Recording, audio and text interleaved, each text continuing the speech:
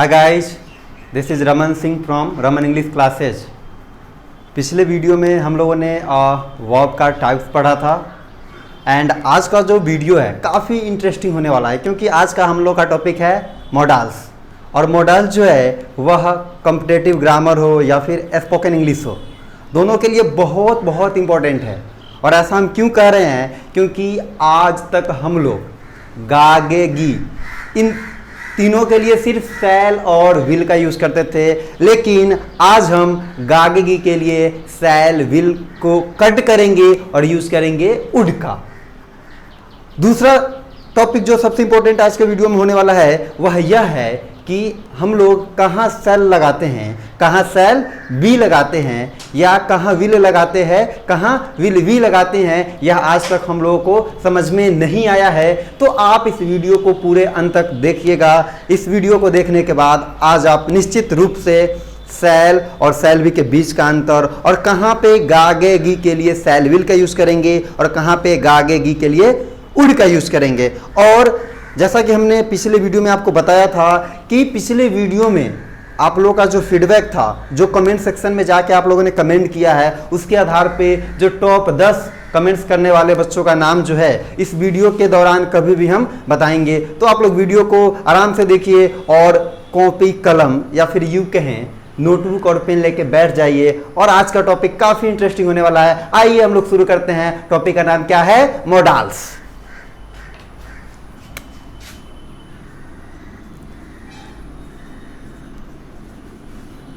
सबसे पहले हम लोग जानते हैं कि मॉडल्स होता क्या है। उससे पहले मॉडल्स टोटल है कितना, ध्यान दीजिएगा। Total models shall, will, should, would, can, could, may, might, ought to, must. Total models कितना? टोटल मॉडल्स है 10। और ये मॉडल्स है क्या? यह जो मॉडल्स है यह हम लोग हेल्पिंग वर्ब का 2 टाइप्स पढ़े थे। याद आ रहा होगा, हेल्पिंग वर्ब का 2 टाइप्स पढ़े थे। पहला टाइप्स क्या था? पहला टाइप था प्राइमरी ऑक्सिलियरी एंड दूसरा टाइप था मॉडल्स। वही मॉडल्स हम लोग पढ़ रहे हैं। आप लोग इसमें अभी तक सोच रहे होंगे कि सर इसमें आपने 3 चीज़ों को छोड़ दिया है। क्या किया आप लोग? आपने 3 चीज़ों को छोड़ दिया है। तो वह 3 चीज़ क्या है? वह आपका था यूज्ड टू, एक है नीड और एक है डेयर। देखिएगा बच्चों, यह 3 चीज अलग से हम लोग पढ़ेंगे। यह 3 मॉडल्स अलग से पढ़ेंगे।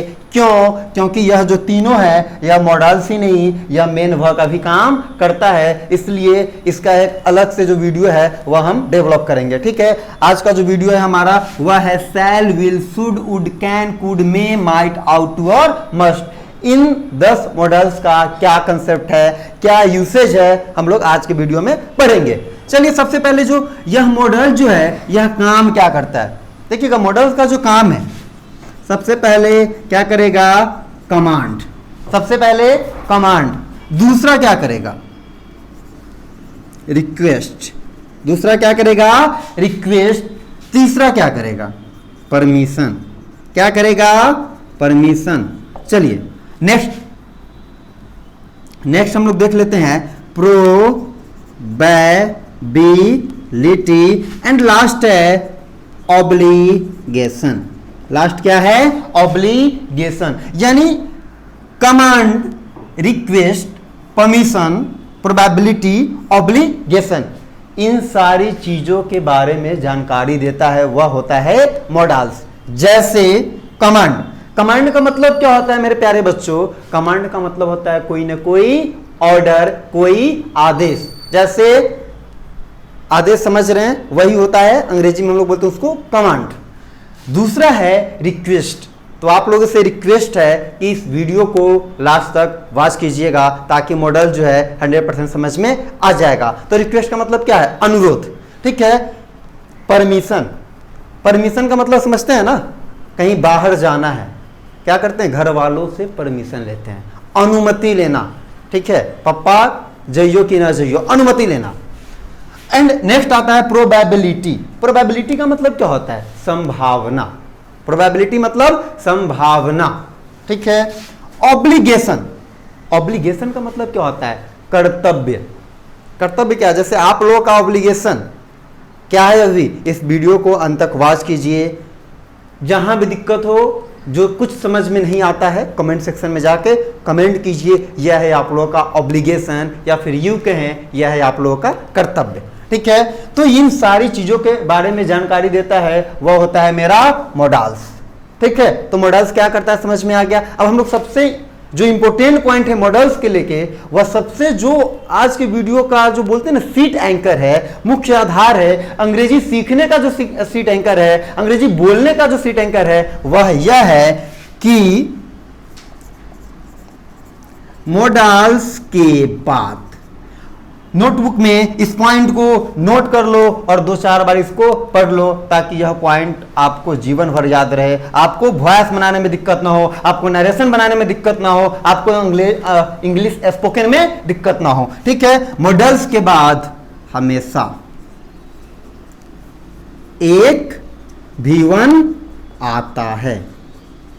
मॉडल्स के बाद हमेशा एक V1 आता है, या फिर हम यूं कह सकते हैं कि मॉडल्स के बाद हमेशा एक बेस फॉर्म आता है। क्योंकि हम लोगों ने पिछले वीडियो में पढ़ा था कि बेस फॉर्म किसके इक्वल होता है? बेस फॉर्म इक्वल होता है V1 के। यानी मॉडल्स जब आएगा तो उसके साथ एक न एक बेस फॉर्म आएगा, एक न एक V1 आएगा, ठीक है। तो मॉडल्स के बाद हमेशा एक V1 का यूज होता है। चलिए, दूसरा जो सबसे इंपॉर्टेंट पॉइंट है वह यह है कि 2 V1 या 2 V2 एक साथ यूज नहीं होता है। 2 V1 या 2 V2 एक साथ कभी भी यूज नहीं होता है। पॉइंट समझ में आ गया? पहला पॉइंट कि मॉडल्स के बाद हमेशा एक V1 आता है। दूसरा पॉइंट है कि 2 V1 या 2 V2 एक साथ कभी भी यूज नहीं होता है। इस दोनों पॉइंट को आप लोग नोटबुक में VVI करके नोट कर लो, और इस पूरा जो अभी तक लिखे हम लोग बोर्ड पे, उसको आप लोग नोटबुक में नोट कर लीजिए। और जब तक आप नोट करते हैं वीडियो को पॉज करके, तब तक हम इसको साफ करते हैं, ठीक है। आगे देखते हैं।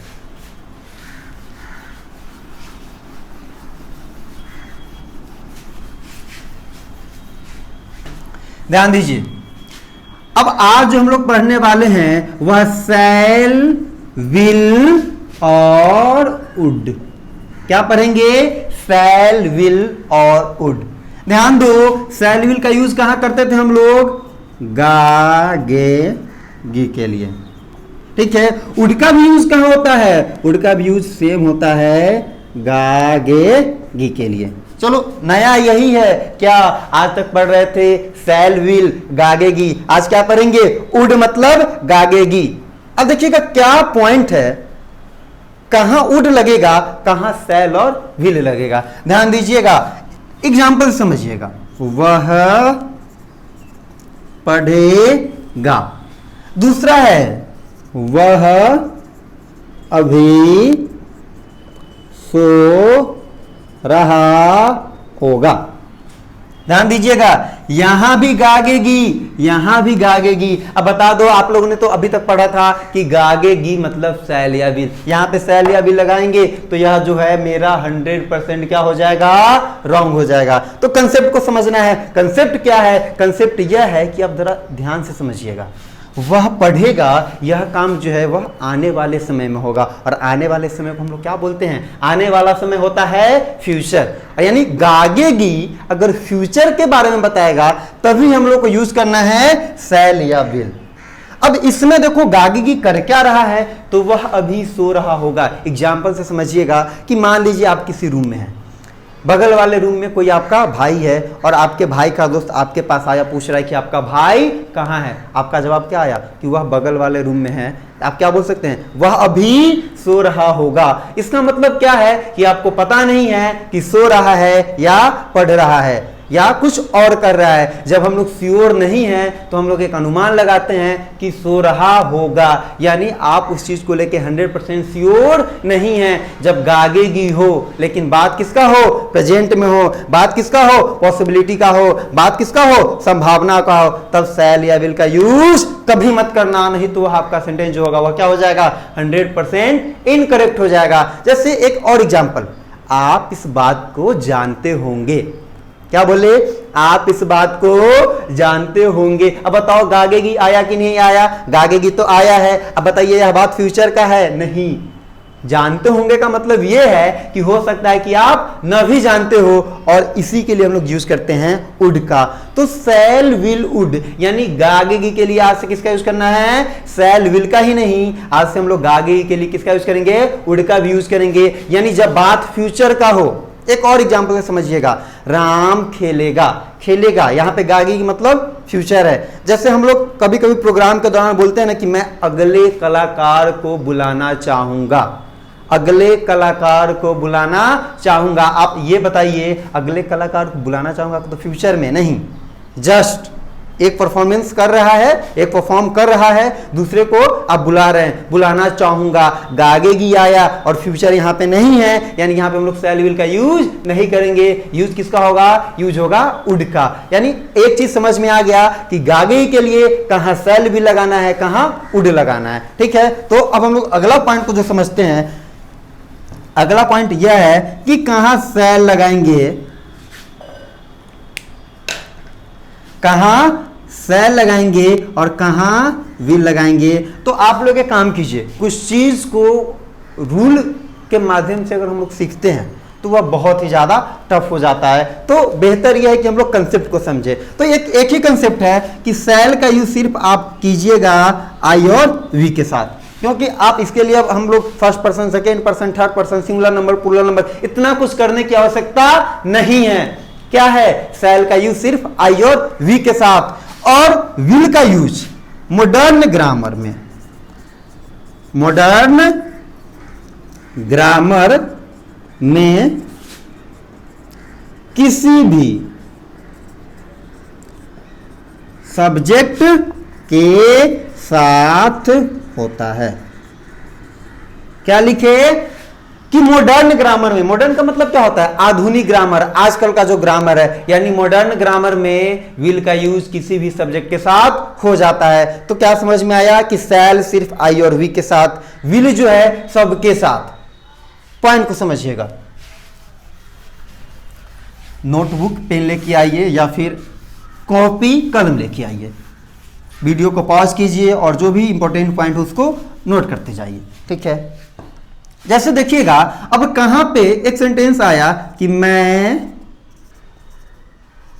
पढ़ूंगा, मैं पढ़ूंगा। अब बताइए मैं पढ़ूंगा के लिए हम क्या लिखे, I dot dot read, I dot dot read. अब बताओ आई के साथ शैल किसके साथ लगता है, आई और वी के साथ, तो क्या लगा दे, शैल लगा दे। लेकिन अगला कंसेप्ट क्या है कि मॉडर्न ग्रामर में किसी भी सब्जेक्ट के साथ, यानी हम यहां पे विल भी लगा दे तो यह गलत नहीं होगा। और एक और पॉइंट हम लोग क्या पढ़े थे कि मॉडल्स के बाद हमेशा एक V1 का यूज होता है। अब आप देखिए शैल विल मॉडल्स है, आप शैल का यूज करें या फिर विल का यूज करें, दोनों जो क्या है, दोनों वहां पे मॉडल्स है। और मॉडल्स के बाद देखिएगा एक V1 आया कि नहीं आया, आ गया मॉडल्स के बाद V1, यानी यह है सेंटेंस जो है वह मेरा सही है।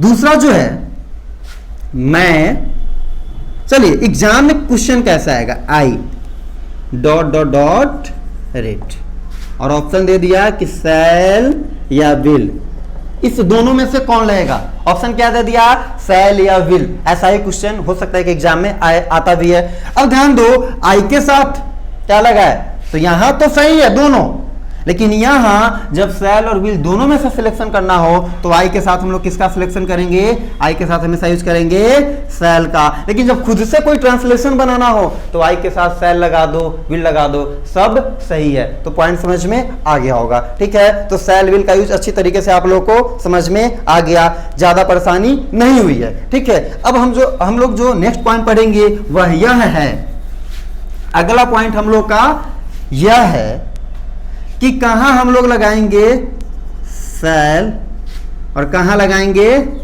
Cell B. दूसरा जो है कहाँ लगाएंगे विल और कहाँ लगाएंगे विल बी। इसको हम लोग समझते हैं एग्जाम्पल से, ध्यान दीजिएगा। वह पढ़ेगा, वह एक डॉक्टर बनेगा। कहाँ सेल कहाँ सेल बी, कहाँ विल बी। और यह आज तक हम लोग कंफ्यूजन में है। जहां मर्जी विल लगा देते हैं, जहां मर्जी विल बी लगाते हैं, जहां मर्जी सेल लगाते हैं, जहां मर्जी सेल बी लगाते हैं। लेकिन आज इस वीडियो को देखने के बाद आप एकदम जहां जरूरत होगा वहीं लगाइएगा, ठीक है। चलिए, वह पढ़ेगा, ही। अब गागेगी है, फ्यूचर की बात कर रहा है तो सेल या विल लगेगा। गागेगी होता, फ्यूचर की बात नहीं करता तो किसका यूज करते हैं, वुड का यूज करते हैं। अब फ्यूचर की बात कर रहा है तो सेल या विल तो ही के साथ लगता है विल, क्योंकि सेल सिर्फ आई और वी के साथ लगता है। और पढ़ना का अंग्रेजी क्या होता है, पढ़ना का अंग्रेजी होता है रीड। अब हम लोग को चेक क्या करना है, विल तो है मॉडल्स, पढ़े क्या कि मॉडल्स के बाद एक V1 चाहिए। और रीड का मतलब क्या होता है, पढ़ना। और वर्ब का काम कर रहा है ना, पढ़ना एक काम है और यह V1 है, यानी मॉडल्स के बाद V1। यह सही है, यहां पे कुछ भी अलग से नहीं लगाना है। लेकिन वह एक डॉक्टर बनेगा तो he will a doctor, he will a doctor. अब बताओ क्या यह सेंटेंस सही है, यह सेंटेंस। तो सबसे पहले क्या करेंगे, विल जो है मेरा मॉडल्स है, मॉडल्स के बाद क्या आया, इसको हम लोग बोलते हैं आर्टिकल, इसको हम लोग क्या बोलेंगे, नाउन। लेकिन जो मेरा मॉडल्स का सबसे इंपॉर्टेंट पॉइंट है वह क्या है कि मॉडल्स के बाद एक V1 आता है या फिर एक बेस फॉर्म आता है। यहां पे न V1 है न बेस फॉर्म है, कुछ भी नहीं है। अब बताइए, मॉडल्स के बाद जहां V1 या बेस फॉर्म नहीं हो वह सेंटेंस वहां पे क्या हो जाएगा, इनकरेक्ट हो जाएगा। तब ऐसी स्थिति में हम लोग को एक V1 लगाना है। अब बोलो कौन सा V1 लगा दे, V1 तो बहुत है, रीड है, ईट है, प्ले है, लाफ है, आना जाना, पढ़ना उठना, हंसना बैठना बैठाना, सारा कुछ क्या है, सारा कुछ है मेरा मेन वर्ब, सारा कुछ है बेस फॉर्म। बट ऐसा बेस फॉर्म लगाना है जिससे इसके हिंदी के मीनिंग में कोई परिवर्तन न हो। तो हम लोग पढ़े थे ऑक्सिलियरी वर्ब का 3 फॉर्म। पहला फॉर्म था बी फॉर्म, और बी जो है बेस फॉर्म है, यानी V1 का काम करता है और बी का अलग से कोई अर्थ नहीं होता है। तो हम लोग यहां पे लगा दिए बी, यहां पे क्या लगा दिए, बी। यानी कहां विल लगा कहां विल बी लगा, समझ में आ गया होगा। क्योंकि विल मॉडल्स के बाद V1 था, सही है। मॉडल्स के बाद V1 नहीं था, यानी जहां भी मॉडल्स के बाद V1 खुद से लगाना होगा वहां पे हम लोग किसका यूज करेंगे, बी का यूज करेंगे। सेम जो है टर्म्स एंड कंडीशन किसके साथ है, सेल के साथ है। यानी एक चीज आपको समझ में आ गया होगा कि कहां सेल लगाना है, कहां सेल बी, या फिर कहां विल लगाना है या कहां विल बी। और देखिएगा गलत भी कैसे होता है, वह पढ़ेगा। अब वह पढ़ेगा तो हम लोग क्या करेंगे, बहुत सारे बच्चे क्या बना देंगे, ही विल बी रीड।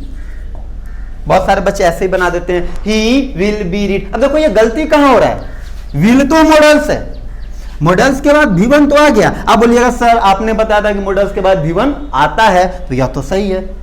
हाँ, हमने तो ऐसा ही बताया था कि मॉडल्स के बाद V1 आता है, लेकिन यह भी तो V1 है। और हमने एक पॉइंट और भी बताया था आपको कि 2 V1 जो है एक साथ कभी भी यूज नहीं होता है। अतः यह जो पॉइंट है हमारा, वह पॉइंट क्या हो जाएगा, गलत होगा। हम लोग को करना क्या है, अब बताओ इस V1 को हटा दे या इस V1 को हटा दे।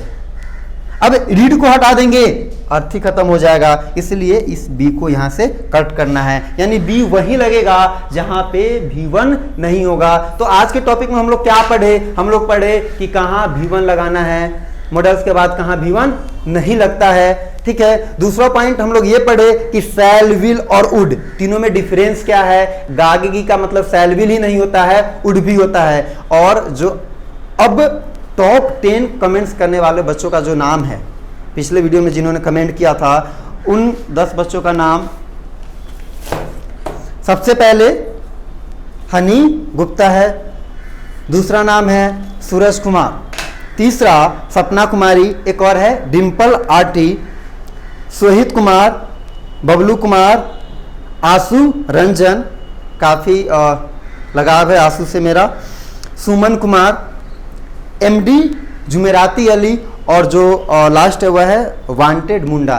इन 10 का जो कमेंट था वो काफ़ी ज़्यादा मोटिवेट किया हमको, और आप लोगों का जो कमेंट होता है, आप लोगों का जो प्यार है, समर्पण है अंग्रेजी सीखने के प्रति और मेरे प्रति जो आप लोगों का फीडबैक है काफ़ी पॉजिटिव आ रहा है, हमको भी वह जो एक फ्यूल का काम करता है। फ्यूल समझते हैं ना, जैसे पेट्रोल गाड़ी को चलाने का काम करता है, उसी तरह क्लास को कंटिन्यू करने के लिए, ऑनलाइन पोर्टल को कंटिन्यू करने के लिए आपका जो फीडबैक होता है वह फ्यूल का काम करता है। कहने का मतलब यह है कि आप पूरे वीडियो को देखिए और लास्ट में जाके कमेंट अवश्य कीजिए कि इस वीडियो में आपको क्या समझ में आया, क्या नहीं आया। आपका फीडबैक ही हमको आगे जाने को क्या करता है, मोटिवेट करता है, प्रेरित करता है। वीडियो को अंत तक देखने के लिए बहुत बहुत धन्यवाद। लाइक और सब्सक्राइब अवश्य कीजिएगा। धन्यवाद।